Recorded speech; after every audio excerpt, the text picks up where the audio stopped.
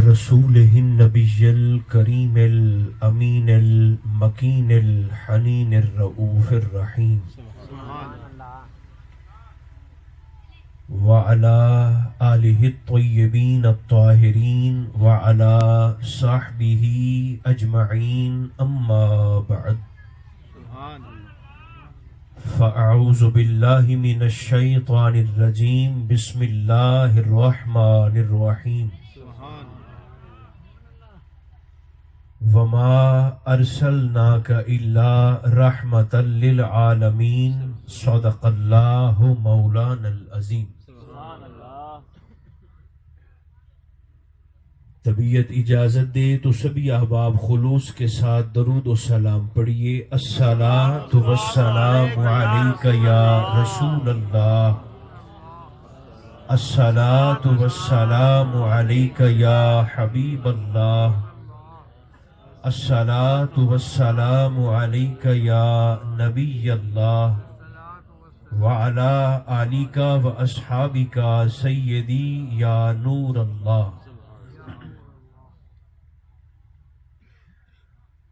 اللہ تبارک و تعالی جل مجدہ العظیم کی حمد و ثنا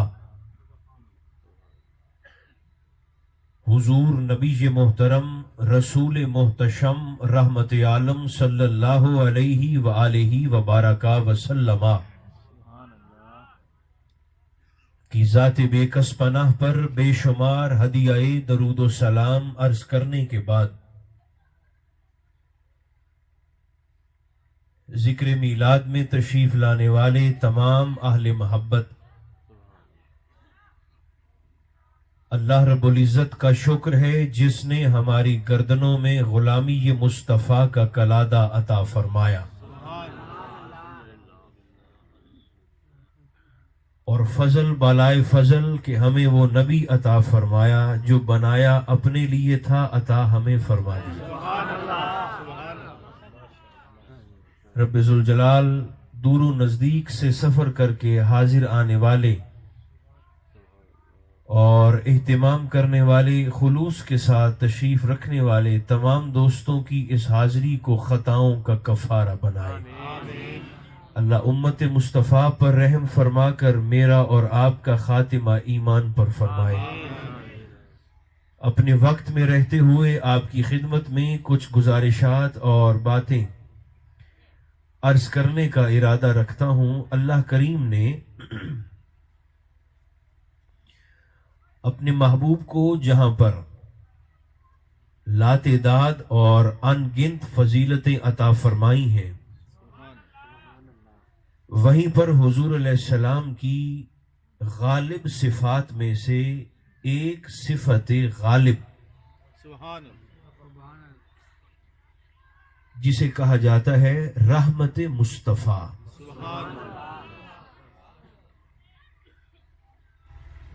نہ صرف اللہ رب العزت نے اپنے محبوب کو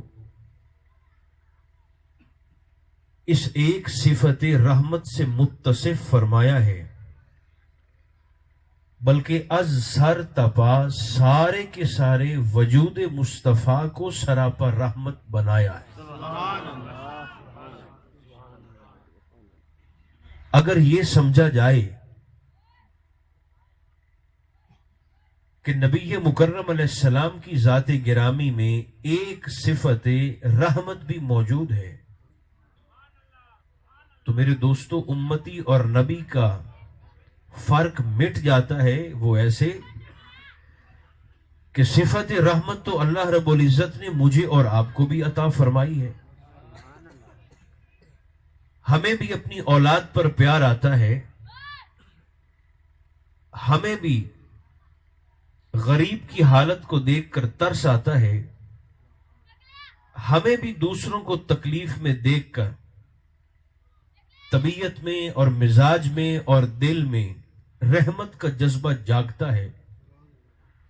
صفت رحمت ہمارے اندر بھی ہے، اور اگر صفت رحمت نبی کے اندر بھی ہو تو کیا فرق ہے امتی اور نبی کا؟ زمین آسمان سے بھی زیادہ عظمت کا پہلو جو ہمیں ذات مصطفیٰ میں دکھائی دیتا ہے وہ یاد رکھیں کہ اللہ نے اپنے حبیب کو صرف ایک صفت رحمت عطا نہیں فرمائی، بلکہ حضور کے سارے وجود کو گویا سراپا رحمت بنایا.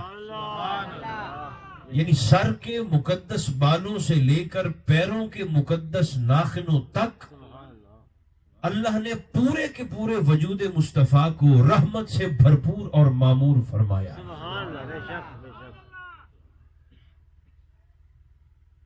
تکلیف کی بات یہ ہے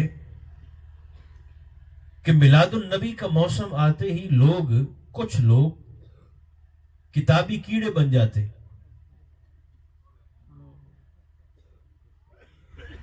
اور دلائل ڈھونڈنے میں وقت بھی ضائع کرتے ہیں اور خوب سے باطن کا اظہار بھی کرتے ہیں کہ میلاد النبی جائز ہے کہ ناجائز ہے، ذکر میلاد کرنا حلال ہے کہ حرام ہے، جھنڈیاں لگانا ٹھیک ہے یا ٹھیک نہیں ہے.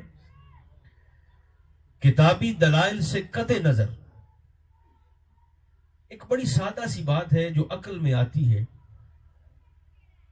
وہ بیٹی جسے آقا کی جلوہ سے پیدا ہونے سے کچھ دیر کے بعد ہی زندہ زمین میں گاڑ دیا جاتا تھا، وہ بیٹی مصطفیٰ کی آمد کی خوشی کیوں نہ منائے جسے زندگی کی ضمانت میرے محمد نے دی.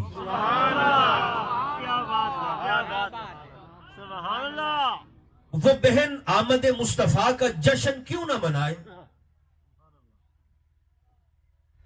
کہ جس کی عزت سگا بھائی لوٹ لیتا تھا، اس بہن کو عزت کی ضمانت میرے مصطفیٰ نے دی. وہ ماں جس کے گلے میں اولاد رسی ڈال کر منڈی میں جا کر جانوروں کی طرح بیچ آتی تھی، وہ ماں آمد رسول کا جشن کیوں نہ منائے.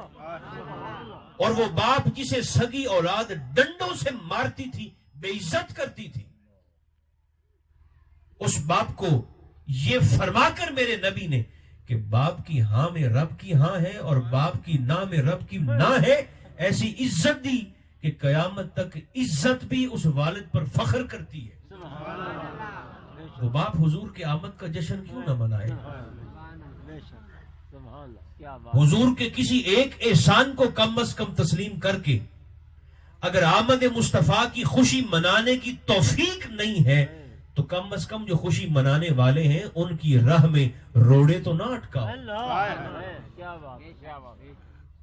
سدے راہ تو نہ بنو، راستے کا پتھر تو نہ بنو. اگر سیڑھی نہیں بن سکتے تو راستے کی رکاوٹ بھی نہ بنو. حضور کے کسی ایک احسان کو یاد کر لو. اور ویسے بھی کمینہ ہوتا ہے وہ شخص جو محسن کے احسان کو بھول جاتا ہے. آقا کی صفت رحمت کو دیکھ لیں. 63 سالہ زندگی میں حضور علیہ السلام نے، یہ کتنی بڑی بات ہے جو ہمیں حضور کی سیرت طیبہ سے ملتی ہے. آقا نے 63 سالوں میں اسرت ہو یسرت ہو، تنگی ہو آسانی ہو، خوشی ہو غمی ہو، رات ہو دن ہو،